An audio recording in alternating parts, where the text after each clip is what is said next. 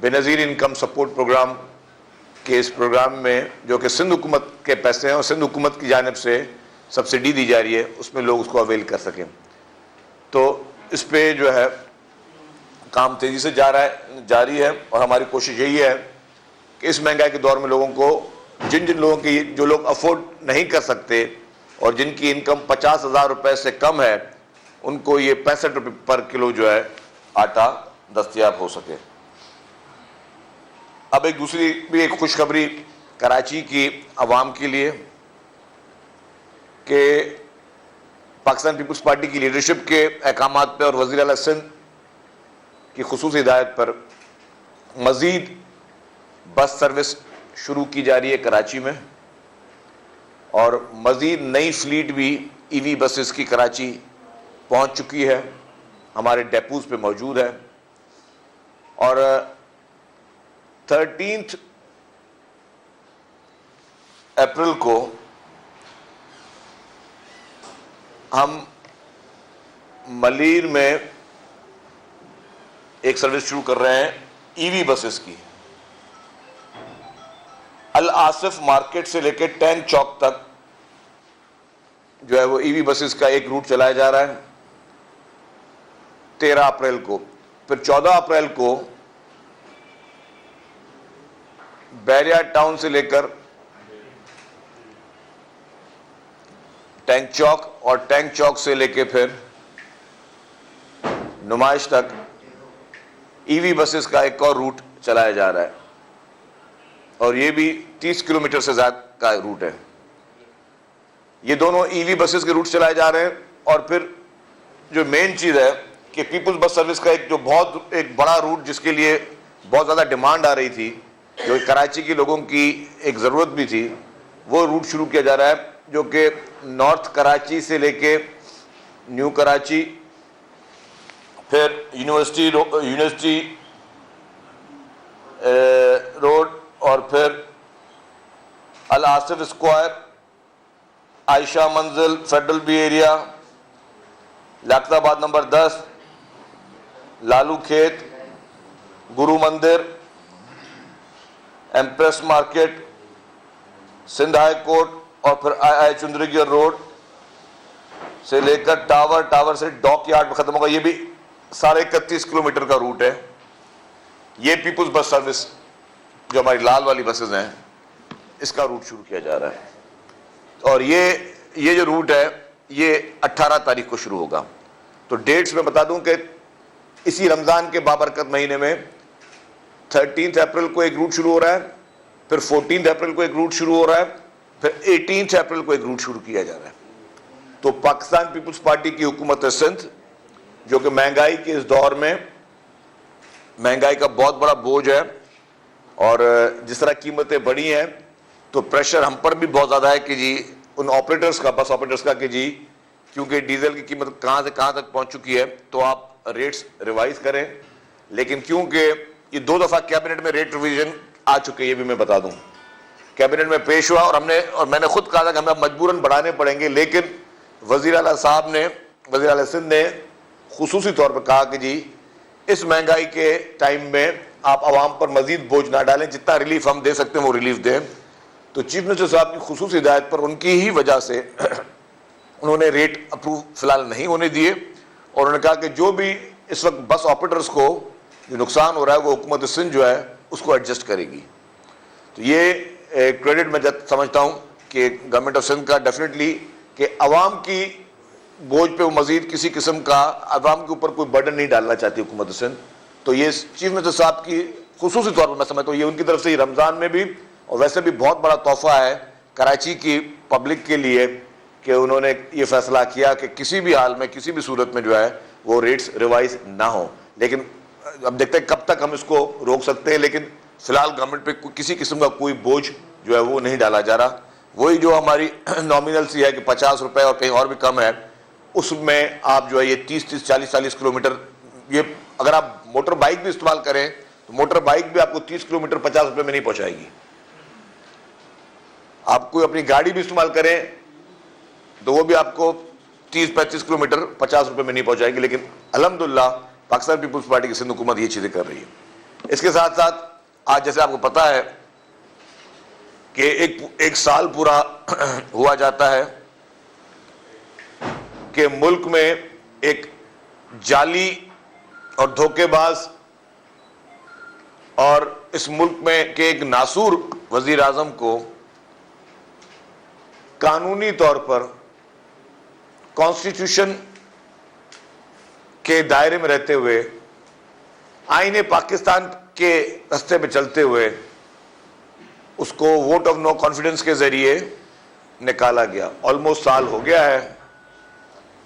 میں سمجھتا ہوں یہ ملک کا واحد وزیر اعظم تھا جس کو اپوزیشن پارٹیز نے اور پارلیمنٹ نے خاص طور پر پیورلی پارلیمنٹ کی روایتوں پہ چلتے ہوئے اس کو گھر بھیجا. اس سے پہلے جو بھی وزیر اعظم نکلے وہ کسی نہ کسی سازش کے ذریعے نکلے سوری، لیکن یہ واحد وزیر اعظم ہے جس کو پارلیمنٹ نے آئین کے دائرے میں رہتے ہوئے نکالا. اور اس کی خوشی اس لیے منائی جا رہی ہے، یہ بھی میں بتا دوں کہ پولیٹیکل ڈفرنسز مختلف پارٹیوں سے ہمیشہ مختلف پارٹیوں کے رہتے ہیں کیونکہ آئیڈیالوجی سب کی ڈفرنٹ ہوتی ہے، لیکن یہ وہ واحد شخص تھا جس نے پاکستان کو اس تباہی کے نہج پہ آج دن تک پہنچانے کی کوشش کر رہا ہے. وہ شخص اتنی بڑی ملک کے ساتھ کسی نے بھی زیادتی یا دشمنی نہیں کی پاکستان کی ہسٹری میں. پاکستان کی تاریخ گواہ ہے کسی نے بھی ملک میں اتنی پولرائزیشن پھیلانے کی کوشش نہیں کی، کسی نے بھی ملک کے عوام کو اتنا ڈیوائیڈ کرنے کی کوشش نہیں کی جو عمران خان نے اور اس کی تنظیم جماعت نے کی ہے. اور آپ کو پتا ہے کہ وہ کس ذریعے سے کر رہا ہے، کس طریقے سے کر رہا ہے. چیزیں کھلتی جا رہی ہیں. اس کی وجہ سے آج معیشت ایک بہت زیادہ پریشر کا شکار ہے. اس کی وجہ سے آج ملک میں عوام بہت پریشانی کا شکار ہے. اس کی وجہ سے آج ملک کے ادارے، اس نے اداروں میں پھوٹیں ڈالنے کی کوشش کی، اس نے اداروں کو اسکینڈلائز کرنے کی کوشش کی، اس نے اداروں کے سربراہوں کے خلاف سازشیں کی، اس نے اداروں کو بلیک میل کرنے کی کوشش کی. اور عمران خان نے جو کہ چور دروازے سے اقتدار میں آیا اور جو لوگ اقتدار میں لے کر آئے انہی کے خلاف جو زہریلا پروپیگنڈا اسرائیل اور بھارت کی فنڈنگ کے بعد عمران خان نے شروع کیا ہوا ہے وہ بھی پوری دنیا کو پتا ہے. اور میں یہ پہلے بھی کہتا آیا ہوں، دوبارہ کہہ رہا ہوں کہ عمران خان جب بھی اس طرح کی کسی سازش یا کوئی مہم چلائے تو وہ اکیلا نہیں ہوتا، اس کو کہیں نہ کہیں سے اس کو سپورٹ مل رہی ہوتی ہے. عمران خان کو وہ جب تک میچ فکس نہ ہو تو کبھی وہ میچ نہیں کھیلتا. آپ نے دیکھا کہ 2018 کا میچ فکس تھا الیکشن، جس میں کچھ امپائر اس کی مدد کر رہے تھے، اور آج بھی جو پوری سازش کر رہا ہے اس کو انفارچونیٹلی بہت اہم جگہ سے سپورٹ حاصل ہے. کیونکہ تانے بانے ہمیشہ ملانے جاتے ہیں. جب بھی کرمنل انویسٹیگیشن کسی بھی کیس کی ہوتی ہے تو تانے بانے ضرور ملائے جاتے ہیں. کہا جاتا ہے کہ جی اچھا اگر آپ بولتے ہو جی ایک شخص کرائم کر رہا ہے، اس کو مدد کون کر رہا ہے؟ اس کو مدد ایک خاص جگہ سے مل رہی ہے. ان کا آپس میں پرانا تعلق کیا رہا ہے وہ تو پہلے ہم نے بھی نہیں سوچا. اب جب ہم بھی تانے بانے ملا رہے ہیں تو نظر آ رہا ہے، ہمیں یہ نظر آ رہا ہے کہ عمران خان کو جب کے P K B R T کا کیس تھا جس میں پشاور ہائی کورٹ کے چیف جسٹس نے کہا کہ K P K B R T کے اس پورے اسکینڈل میں نیب اور F I A Imran Khan P T I کے اس گورنمنٹ کے خلاف کرمنل انویسٹیگیشن کرے اس کرپشن کے خلاف. پشاور ہائی کورٹ کا ججمنٹ. سپریم کورٹ میں کون سی بینچ تھی، میں دوبارہ ریپیٹ کر رہا ہوں، کون سی بینچ تھی، کون اس بینچ کی سربراہی کر رہا تھا جس نے اس کو اسٹے آرڈر دیا؟ اور نہ صرف ایک دفعہ اسٹے آرڈر دیا، وہ اسٹے آرڈر ریپیٹ ہوتے رہے. آپ ابھی گوگل کر لیں، ابھی آپ گوگل پہ چلے جائیں اور لکھ لیں کہ K P K B R T corruption scheme stay order. آپ کو کوئی 10 خبریں ملیں گی اس میں کہ ایک دفعہ اسٹے آرڈر ملا پھر اس کو ایکسٹینڈ ہوتا. کون تھا, کون اس بینچ کی سربراہی کر رہا تھا, اس کے اوپر میں کامنٹ نہیں کر رہا, لیکن چیزیں سامنے آ جائیں گی. پھر آپ دیکھیں جب یہ قاسم سوری, آپ آج الیکشن کمیشن پہ الزام لگاتے ہیں کہ الیکشن کمیشن اپنا کام نہیں کرتی. الیکشن کمیشن جب کام کرتی تو آپ اس کو الیکشن کمیشن کو کام کرنے دیتے نہیں ہیں. الیکشن کمیشن نے کہا کہ قاسم سوری کی الیکشن کو نل اینڈ وائڈ کیا انہوں نے کہا یہاں پہ دوبارہ الیکشن ہوگی. جب الیکشن کمیشن کا فیصلہ آ گیا تو اس کو سپریم کورٹ سے اس ڈیسیجن کو اسٹے آرڈر ملتا ہے. اب چیک کر لیں کہ وہ اسٹے آرڈر کون سی بینچ نے دیا ہے. آپ پھر گوگل کر لیں کہ قاسم سوری کو اسٹے آرڈر جو ملا ہے, پتہ چل جائے گا کون سی بینچ ہے, کون اس کی سربراہی کر رہا ہے. اس طرح پوری سیریز ہے. یہ پوری سیریز ہے جو بتاتی ہے, اس طرح کے 100 ججمنٹیں آپ کو ملیں گی اور شاید یہ 60-70 ججمنٹس آپ کو مل جائیں اس طرح کی, کہ کون سے وہ مخصوص لوگ ہیں جو اس کے غیر آئینی غیر قانونی کام میں اس کی مدد کر رہے ہیں. کیونکہ یہ صرف پولیٹیکل ڈیسیجن نہیں ہے, یہ صرف سیاسی لائکنگ ڈس لائکنگ نہیں ہے کہ ٹھیک ہے اگر کوئی معزز جج صاحب پیپلز پارٹی کو پسند نہیں کرتے, کسی اور جماعت کو پسند نہیں کرتے, لیکن صرف وہ پی ٹی آئی کو پسند کرتے ہیں. آپ پسند کر سکتے ہیں, ہو سکتا ہے آپ کے پاس کوئی پریشر ہو, کوئی آپ کے گھر پہ کوئی پریشر ہو, کسی اور قسم کا پریشر ہو کہ آپ چاہتے ہو کہ نہیں جی آپ کو عمران خان صاحب کو ووٹ کرنا ہے. ہو سکتا ہے کسی کے بھی گھر پہ ہی ہو سکتا ہے, لیکن کیا اس میں اس پسند اور ناپسند کے زور پر آپ کس کی کرپشن چھپانے میں اس کے ساتھ آپ مددگار یا سہولتکار ثابت ہو سکتے ہیں؟ کیونکہ یہ اوپن اینڈ شٹ کیس تھا, یہ سیاسی کیس نہیں تھا, یہ سیاسی مقدمہ نہیں تھا. کے P K B R T پوری پی ٹی آئی کو ایکسپوز کرنے کے لیے کافی ہے.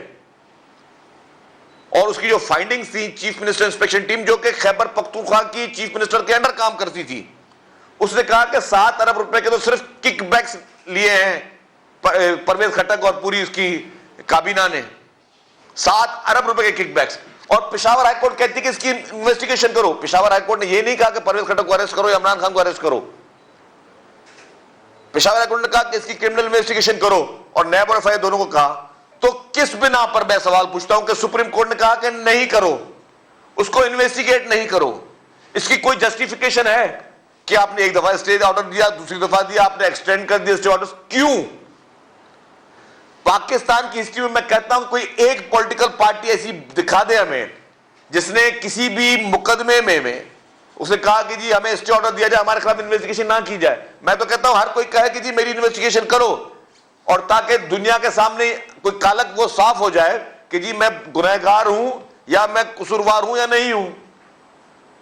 لیکن واحد جماعت تھی عمران خان کی جس نے کہا جی ہمارے خلاف کرمنل انویسٹیگیشن نہیں کرو, اور یہ واحد جماعت تھی جو کہ فورن فنڈنگ کیس میں بھی انہوں نے اسٹے آرڈر لیے کہ ہمارے خلاف کسی قسم کی کوئی کرمنل انویسٹیگیشن نہ کی جائے. اس کو ڈیلے کرتے رہے, 6 سال تک ڈیلے کرتے رہے. کیونکہ دل میں چور تھا, کیونکہ بےایمانی تھی, کیونکہ دھوکے بازی تھی, کیونکہ عوام کو بیوقوف بناتے ہوئے آ رہے تھے, کیونکہ عوام کے پیسوں پہ یہ لوگ عیاشیاں کرتے ہوئے آ رہے تھے.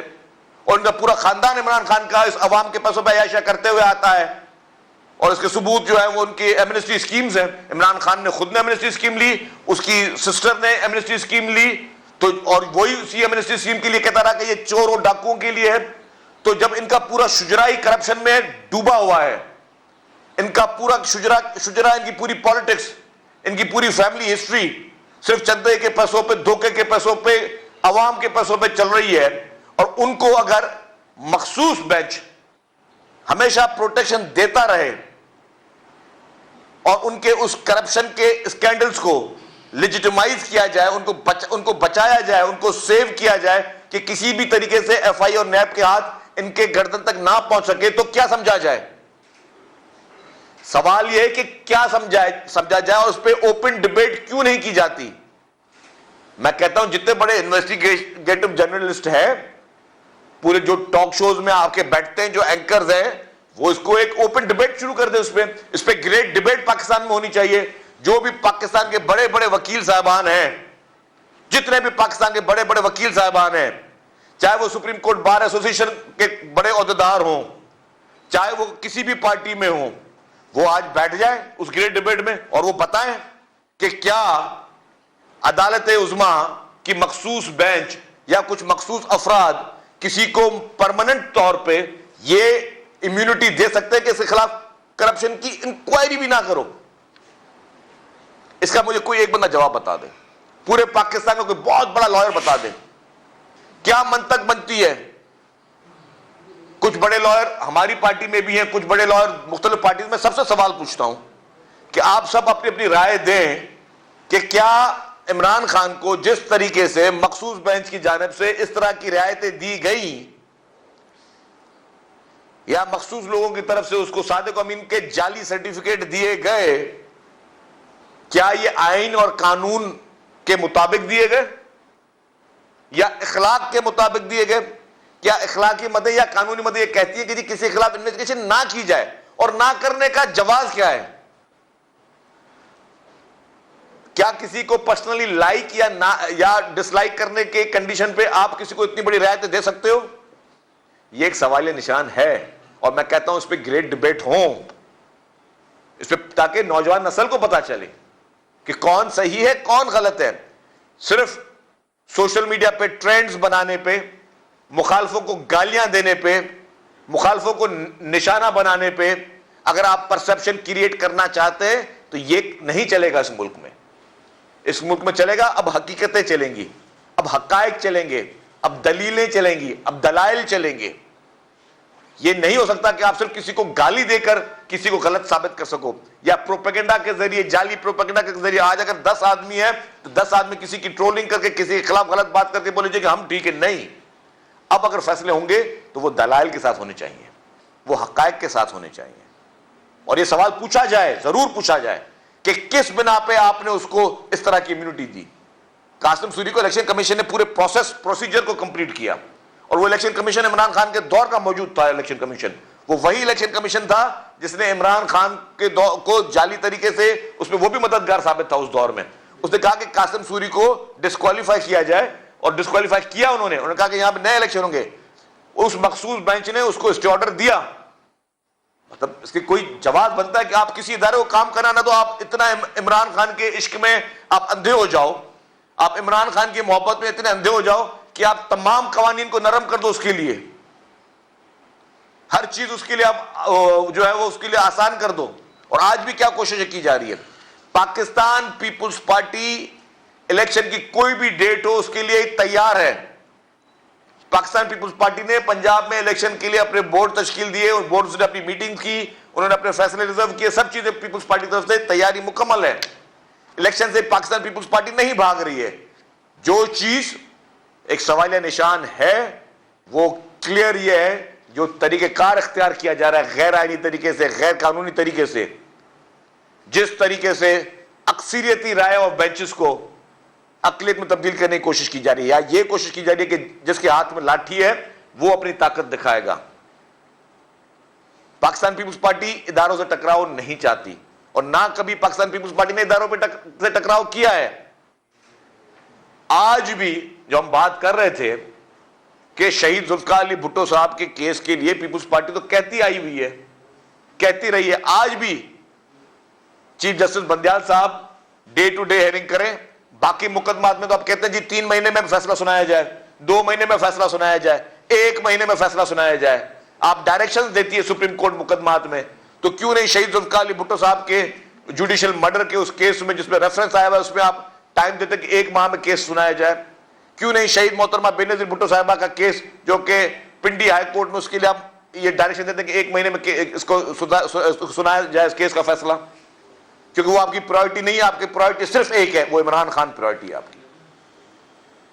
آپ لوگ سمجھتے ہو بس کسی بھی طریقے سے, آپ کے مقاصد کیا ہے, پیچھے تھیوری کیا ہے وہ مجھے نہیں پتا, اور اس تھیوری کے پیچھے کون ہے, ہمارا ملک ہے غیر ملک ہے خدا نہ خواستہ وہ مجھے نہیں پتا. لیکن ایک گھناؤنی سازش ضرور ہے اس ملک کے خلاف, اس قوم کے خلاف, اور اس شخص کو اس وقت انفارچونیٹلی راستہ دینے کی کوشش کی جا رہی ہے جس نے اس ملک کی تاریخ میں ملک کو کبھی تک ڈیوائیڈ نہیں ہوا جو اس نے ڈیوائیڈ کرنے کی کوشش کی ہے، جو اس نے اس ملک کے لوگوں کے ساتھ ذاتی کرنے کی کوشش کی ہے.